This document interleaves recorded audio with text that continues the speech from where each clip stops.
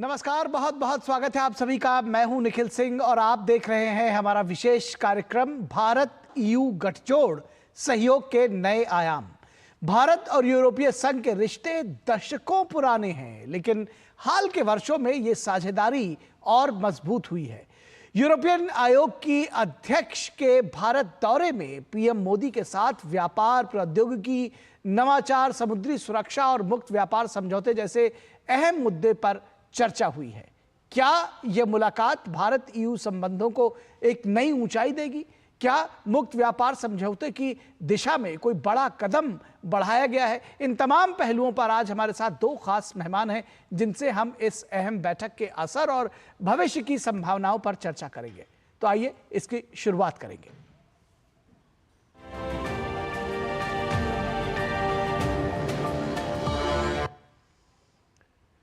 तो इससे पहले कि हम आपसे मेहमानों का परिचय कराएं, हम आपको जो उर्सुला वॉन डेर लेयन है, जो भारत के दौरे पर आई हैं, यूरोपीय आयोग की अध्यक्ष, उसका क्या कुछ असर है, इसकी बात कर लेते हैं।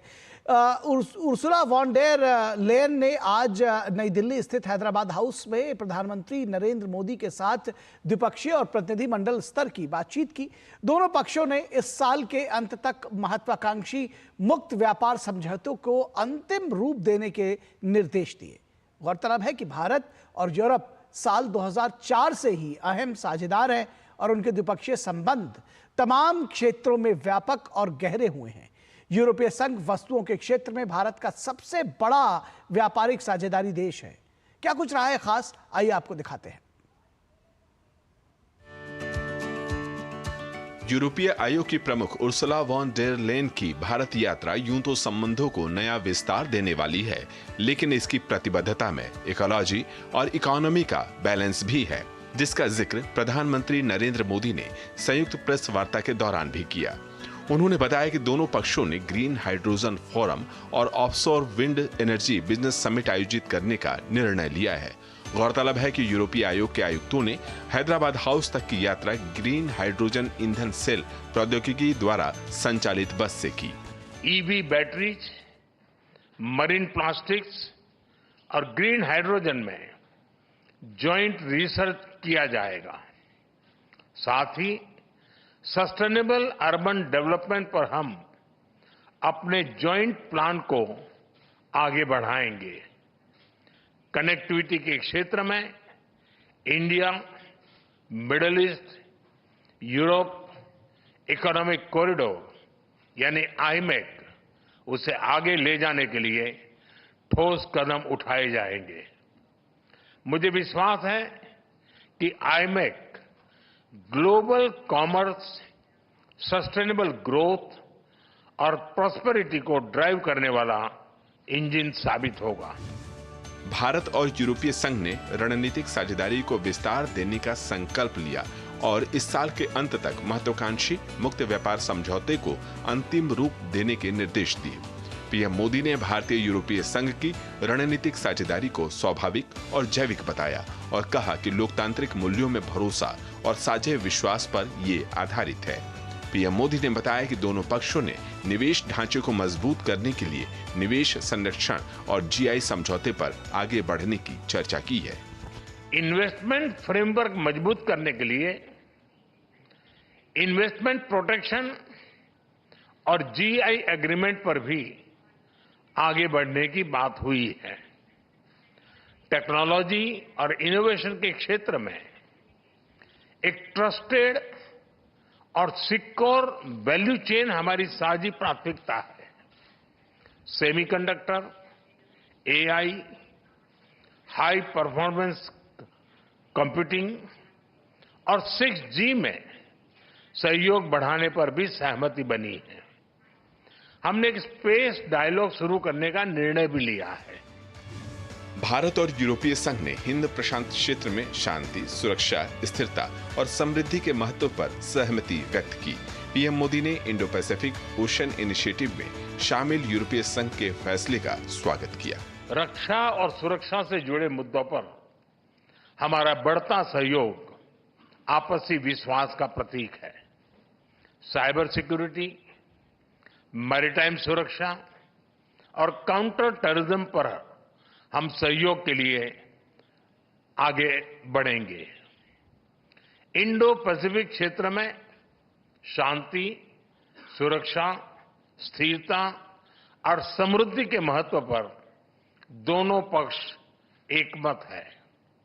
इंडो पैसिफिक ओशंस इनिशिएटिव्स, इससे जुड़ने के ईयू के निर्णय का हम स्वागत करते हैं। इंडो पैसिफिक और अफ्रीका में सस्टेनेबल और समावेशी विकास के लिए हम साथ मिलकर ट्रायंगुलर डेवलपमेंट प्रोजेक्ट्स पर काम करेंगे। भारत और यूरोपीय संघ के बीच प्रस्तावित सुरक्षा साझेदारी को लेकर दोनों पक्षों ने मिलकर आगे बढ़ने की बात भी कही। For Europe, India is a pillar of certainty in an increasingly uncertain world. We know that authoritarian states are getting bolder, ignoring borders, threatening peace at sea. Now is the time to step up our security and defense cooperation on land, at sea, and in space. For example, cybersecurity has never been as crucial as today. Our cyber dialogue offers a platform for effective cooperation and information exchanges, because threats are evolving, becoming more sophisticated by the day. यूरोपीय आयोग की प्रमुख ने कहा कि यूरोपीय संघ और भारत में इस सदी की निर्णायक साझेदारियों में से एक बनने की क्षमता है और आगामी वर्षों और दशकों में नई दिल्ली यूरोप की विदेश नीति की आधारशिला होगी। ब्यूरो इनपुट के साथ अखिलेश सुमन की रिपोर्ट, डीडी न्यूज।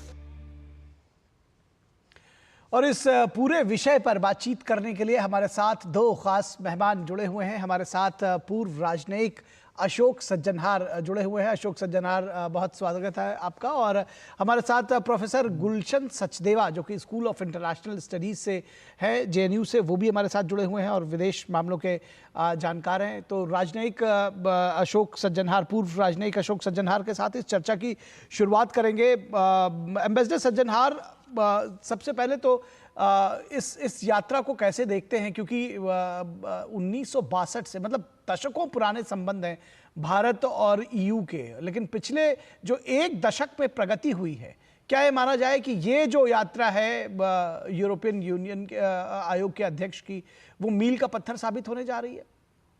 जी, बहुत धन्यवाद निखिल, मुझे आमंत्रित करने के लिए। मैं आपसे सहमत हूं, बिल्कुल ही गेम चेंजर है, मील का पत्थर है। जैसे प्रधानमंत्री मोदी ने भी अपनी प्रेस स्टेटमेंट में कहा, देखिए, जब से ये नया ईयू कमिश्नर्स का जो गुट आया है पिछले साल के आखिर में, 2024 के आखिर में, दिसंबर में इन्होंने अपना कार्यभार संभाला है, उसके बाद पहली बार ये देश से बाहर गए हैं, पहली बार किसी और देश में उन्होंने यात्रा की है। जी।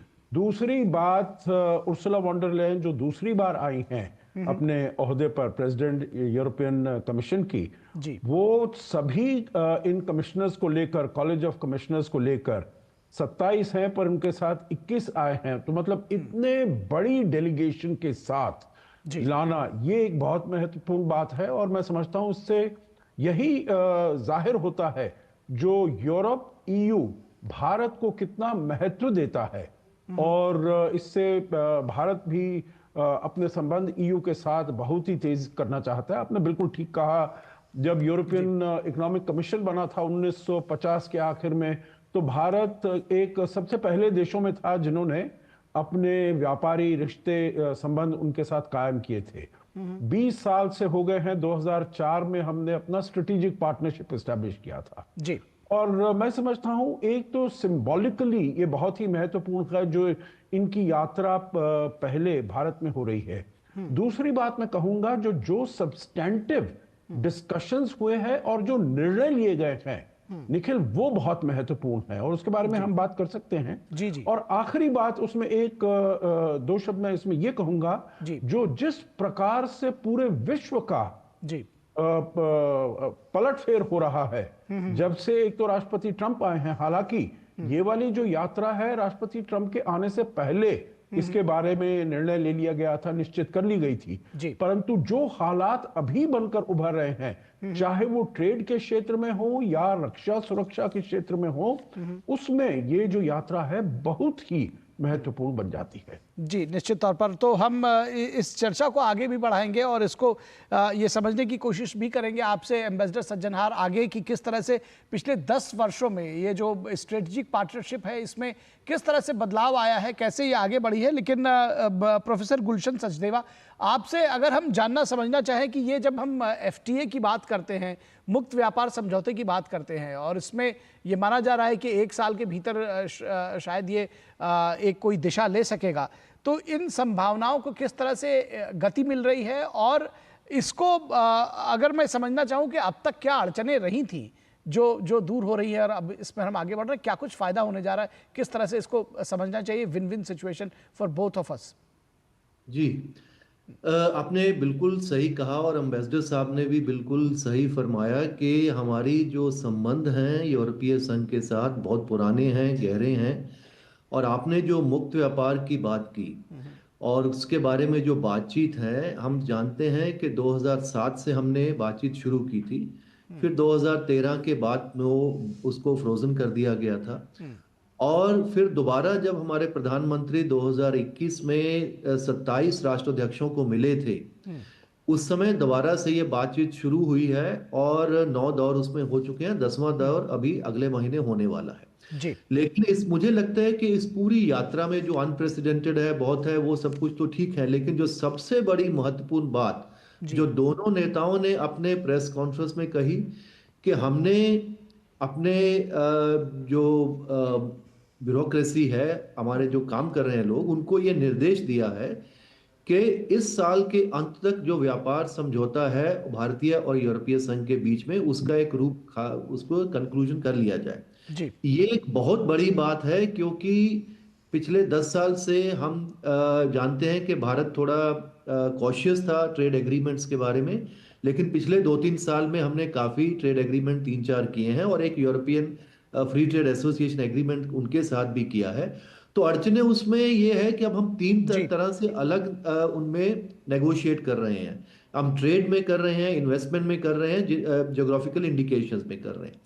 ट्रेड में जो है वो लगभग मुझे लगता है कि जो वस्तुओं की बात है, गुड्स वाली बात है, वो मोटे तौर से उसमें काफी समझौता बहुत पहले से हो चुका है। कुछ चीजें जो उनके लिए जरूरी हैं और हमारे लिए जरूरी है वो बाहर कर दी गई हैं और बाकी जो चीजें जिसमें सर्विसेज का मामला है, क्योंकि यूरोपियन यूनियन सर्विसेज का एक बहुत बड़ा उनका जो उसके अंदर योगदान है और सर्विसेज ट्रेड जो है भारत का वो भी पहले से बढ़ रहा है पूरी दुनिया के साथ और यूरोपीय संघ के साथ भी। और उस सारे चीजें जो है कि कौन से हमारे ऑटोमोबाइल सेक्टर है, चाहे वो वाइन वाला सेक्टर है, क्योंकि अलग अलग सेक्टर्स में बहुत सी दिक्कतें हैं। डाटा प्राइवेसी की बात है, डाटा उसकी बात है, तो दिक्कतें उसमें हैं, अलग अलग चैप्टर्स हैं, 20-25 चैप्टर्स हैं, उसके बारे में बातचीत हो रही है। लेकिन मुझे लगता है कि जिस तरीके से नेताओं ने निर्देश दिया है कि इस साल के अंत तक, क्योंकि जब हमने बातचीत उनसे शुरुआत की थी, इसका मतलब यह है कि दोनों पार्टीज को ये लगता है कि इस मुक्त व्यापार करने से दोनों को फायदा होगा। और क्योंकि यूरोपीय संघ ने बहुत से और देशों के साथ अपने व्यापारिक समझौते कर लिए हैं, तो उसका खासतौर से जो एशिया के देश के अंदर में भी, जैसे उन्होंने जो वियतनाम वगैरह और दूसरे देशों के साथ कर लिया है, उससे हमारे जो कुछ प्रोडक्ट्स हैं, खासतौर से टेक्सटाइल्स हैं और दूसरे प्रोडक्ट्स हैं, उनको दिक्कतें आ रही हैं। तो वो सारी बातें हैं, दिक्कतें कुछ हैं, लेकिन मुझे लगता है कि अगर पॉलिटिकल विल अगर दोनों नेताओं ने दिखाई है तो इसके कुछ अच्छे परिणाम मिल सकते हैं और उससे दोनों अर्थव्यवस्थाओं को काफी फायदा हो सकता है। जी, निश्चित तौर पर। एम्बेसडर सज्जनहार, अगर आपसे समझना चाहे, जब हम जो यूरोपियन यूनियन की वीज़ा पॉलिसी है, जिस तरह से एक सकारात्मक संकेत दिखा है भारत को लेकर के, उसको कैसे देखते हैं आप और क्या इससे व्यापारिक और शैक्षिक जो आदान प्रदान है, जो एक्सचेंजेस है, उसको बढ़ावा मिलेगा, कैसे देखते हैं इसको? जी बिल्कुल, देखिए आपने कहा वीजा पॉलिसी के बारे में, तो एक तो वहां पर जिस प्रकार की दिक्कतें आती हैं, हमारे जब लोग वहां पर जाते हैं, इतना ज्यादा डॉक्यूमेंटेशन वहां पर प्रेजेंट करना पड़ता है और फिर टिकट भी लीजिए आप और वहां पर होटल रिजर्वेशन भी लीजिए, ये सभी जो छोटी चीजें हैं वो बहुत ही दिक्कत पेश करती हैं। न केवल हमारे, क्योंकि देखिए टूरिज्म भी एक ऐसा क्षेत्र है जिसको हम बहुत ज्यादा बढ़ावा दे सकते हैं। व्यापार का क्षेत्र है जिसको हम बहुत ज्यादा बढ़ावा दे सकते हैं। और उसमें अगर हमारे लोग वहां पर ट्रैवल नहीं कर पाएंगे और वहां पर वो बातचीत नहीं कर पाएंगे, देख नहीं पाएंगे क्या संभावनाएं हैं, निवेश कैसे वो होगा, व्यापार कैसे होगा, इन सब में, और फिर हमारे स्टूडेंट्स जो हैं उनको जाने में दिक्कत, तो यहां पर ये वाला अब जो उन्होंने सिस्टम किया है, और पहले मतलब हमारा सभी का ये अनुभव रहा है, जो आपको बहुत ही छोटे काल के लिए वीजा मिलता है, जो अगर आपका वहां पर कोई मीटिंग है वो 8 दिन का है तो आपको वीजा वो 9 दिन का देंगे, जिससे कि बिल्कुल भी अगर आपकी फ्लाइट मिस हो गई, कुछ हो गया, तो उसमें बहुत दिक्कत होती है। परंतु अब इन्होंने जो एक ऐसे सिस्टम वो पैदा किया है, जो उन्होंने इनिशिएटिव लिया है, पहल की है, उसमें उन्होंने ये कहा है जो अगर कोई लोग वहां पर ज्यादा जाते हैं, किसी का बिजनेस है या कुछ और इन्वेस्टमेंट है या टूरिज्म या किसी भी तरीके में वो वहां पर ज्यादा जाते हैं, तो उनको लंबे काल के लिए मल्टी एंट्री एग्जिट वीजा वहां पर देने का अब एक प्रावधान हो गया है। तो मैं समझता हूं इससे दोनों देशों के बीच में, जिसे कहा जाता है जैसे लोग मिलेंगे, आदान प्रदान ज्यादा होगा, एक दूसरे के यहाँ आना जाना होगा, व्यापार भी उससे ज्यादा होगा, निवेश ज्यादा होगा, पर्यटन ज्यादा होगा, और भी जो क्षेत्र हैं, चाहे वो शिक्षा क्षेत्र हो, स्वास्थ्य क्षेत्र हो, हर क्षेत्र में वहां पर बढ़ोतरी हो सकती है। तो मैं समझता हूं ये बहुत ही एक सार्थक कदम उठाया गया है। जी बिल्कुल। अब व्यापार के क्षेत्र में कैसे बढ़ोतरी हो सकती है और किस दिशा में हम आगे जा रहे हैं, कैसे क्या व्यापार संतुलन है, इसको लेकर के भी हम चर्चा को आगे बढ़ाएंगे। लेकिन यहाँ रुकेंगे एक छोटे से ब्रेक के लिए। दर्शकों, आप कहीं मत जाइएगा, खास मेहमान हमारे साथ बने हुए हैं, हम भी जल्द हाजिर होंगे।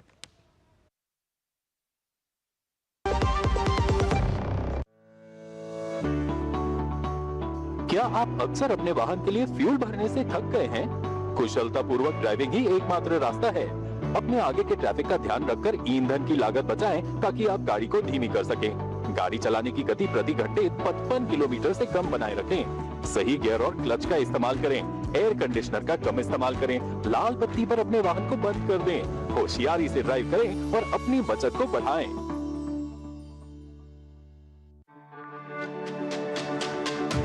मेरी पसंद, मेरी पसंद, मेरी पसंद, मेरी पसंद, हमारी पसंद, हम सबकी पसंद। मजबूत देश का मजबूत सरिया होंगे स्टील।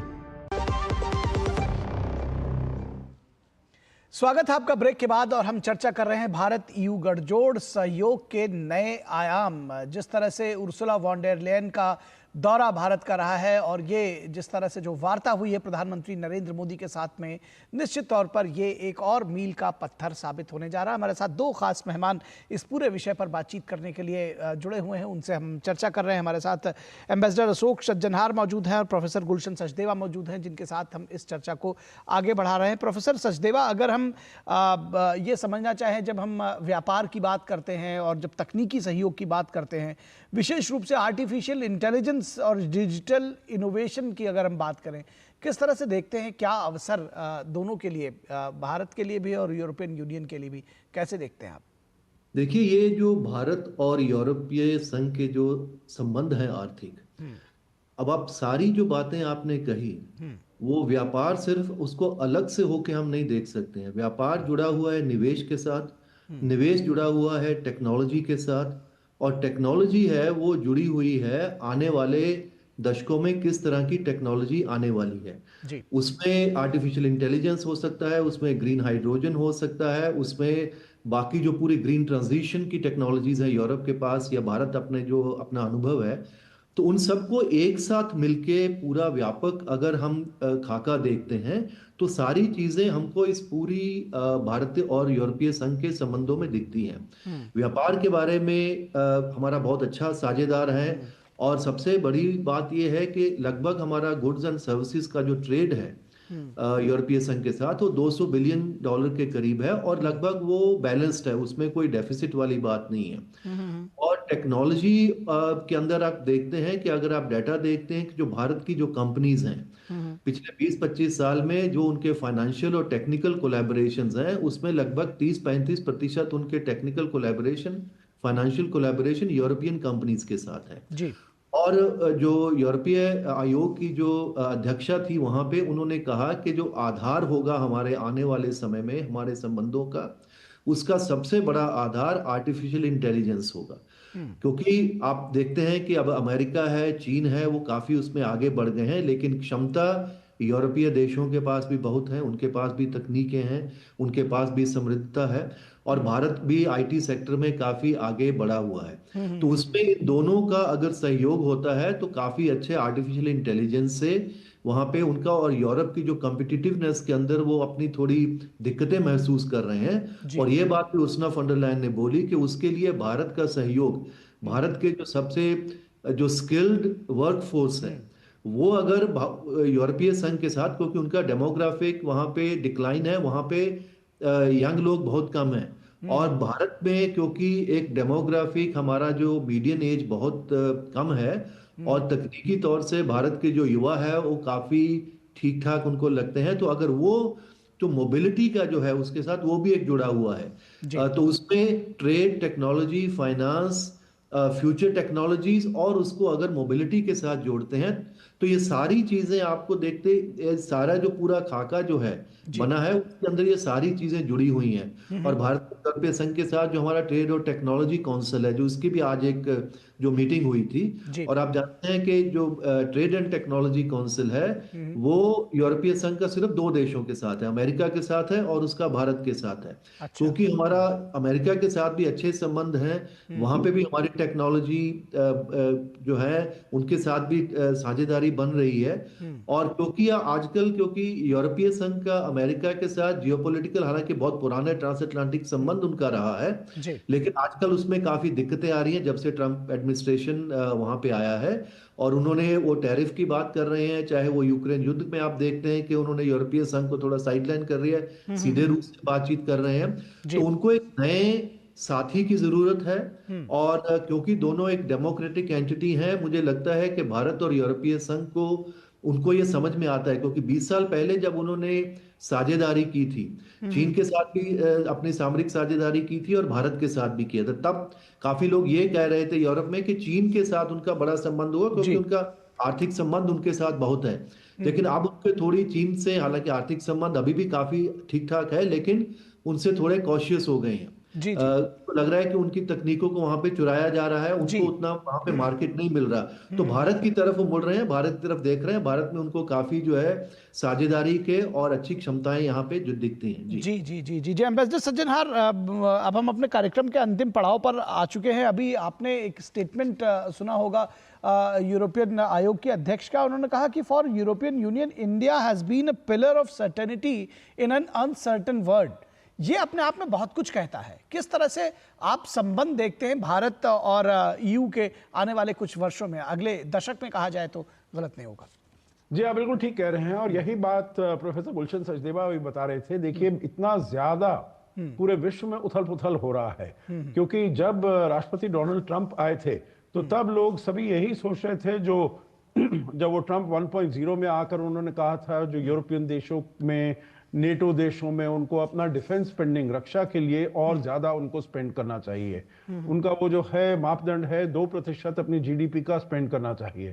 तो कहा था, जो वो लोग सोच रहे थे, जो ये भी सब देश थे जो वो कहेंगे 2% करिए, 3% करिए, परंतु उन्होंने आते ही एक तो ये कहा जो 2% नहीं 5% करिए, और दूसरा पूरा जो अमेरिका का जो विदेश नीति है पिछले 80 साल से, जो कैसे उनके संबंध होने चाहिए, एक नेटो में कैसे वो एक यूरोप में सुरक्षा देता है अमेरिका, और दूसरा रूस के साथ कैसे संबंध हैं पिछले 80 सालों से, वो जो थे उसको उन्होंने एकदम उलटफेर कर दिया।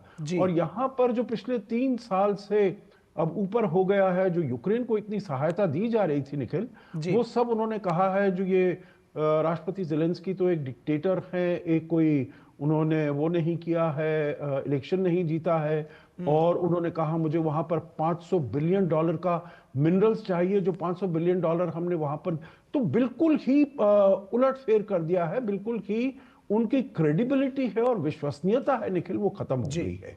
दूसरा चीन से हम देख रहे हैं जो क्या हालात हुए हैं, जो जब कोविड-19 पेंडेमिक हुआ तो जो सप्लाई चेन्स थी उनके ऊपर उसने कैसे वार किया है, उसने उसको जिसे कहा जाता है वेपनाइज किया है। तो चीन से भी उनका मनमुटाव है, अमेरिका से भी मनमुटाव है, रूस से भी मनमुटाव है। रूस से तो युद्ध हो रहा है। खाली दुनिया में कौन रह गया, एक बड़ी शक्ति, महाशक्ति कौन सी रह गई है? वो भारत ही है। और इसीलिए जो उन्होंने कहा है उर्सुला वॉन डर लेयन ने, जो भारत एक हमारा ट्रस्टेड विश्वसनीय मित्र है, तो वो बहुत महत्व रखता है। जी, निश्चित तौर पर बहुत महत्व रखता है। और शायद आज दोनों नेताओं की बॉडी लैंग्वेज में ही नहीं, बल्कि जो सीधे तौर पर उन्होंने जो जिस तरह से बातचीत की, उसमें ये साफ तौर पर परिलक्षित होता था। फिलहाल एम्बेसडर सज्जनहार, आपका और प्रोफेसर सचदेवा, आपका बहुत शुक्रिया हमारे साथ इस पूरी चर्चा में हमारे साथ जुड़ने के लिए। तो एक नई दिशा में भारत और ईयू के संबंध आगे बढ़ रहे हैं। निश्चित तौर पर इसके आने वाले परिणाम भी सुखद होंगे और दोनों जो पक्ष हैं वो लगातार एक साथ कदम ताल कर सकेंगे। तो हमारे साथ इस कार्यक्रम में बस इतना ही। पूरी टीम को दीजिए इजाजत। नमस्कार।